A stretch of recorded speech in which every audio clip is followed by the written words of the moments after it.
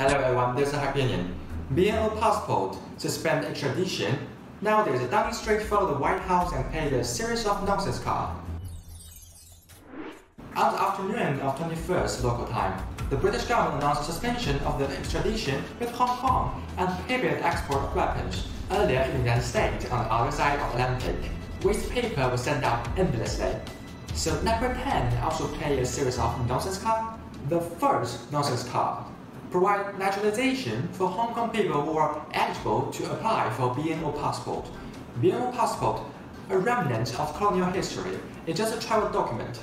Extending its validity period is not only interfere with China's internal affair and also violate international standards, but also have no actual effect.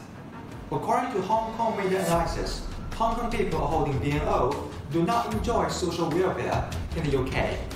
A 4-person family basic expenditure is as high as 808,000 Hong Kong dollars. So this is a purely political maneuver and is a sugar-coated bullet that as soon as the news came out, the British people first expressed their disagreement. 2.9 million extra people entered the UK from Hong Kong during the UK's biggest increase in unemployment. As we go into mass unemployment, the Tories are going for mass immigration. Madness.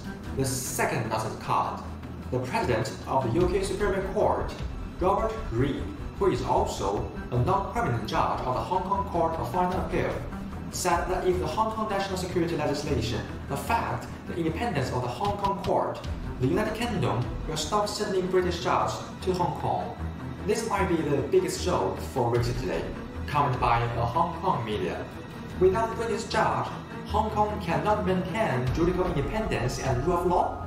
Hong Kong netizen also said, Britain drive itself away. It will be really good news. According to Politico, those nonsense cards are not originated from Downing Street. The real mind behind them is the United States, who frequently exerting pressure on the UK. In the past few days, US Secretary of State Pompeo flew to Britain to promote Sino-British relations. And because of him, that the latest nonsense card, suspend extradition, was born. The government of one country have to follow the arrangement of another country's Secretary of State.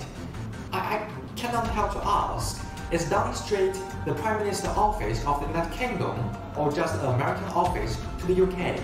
On July 16th, CNN's article, a trade fight with China is the last thing that the UK needs, in which said that the UK affected by the epidemic, the growing employment crisis, and threat of a no-deal Brexit at the same time, and with Beijing in a tournament to working on thin ice. On the 19th, the Independent published an editorial calling on Britain to reflect on its hostility to China. The article pointed out that Europe should adopt a different mentality towards China. That is, China's development will bring opportunity rather than challenges. Yielding to US diplomatic strategies and trade agreement may not be able to make up for the losses caused by the Brexit. And it is not in the interest of Britain to break a golden relationship. I sincerely hope Downing Street could take a step back and look at the whole thing clearly. And this is Hyperion. See you next time.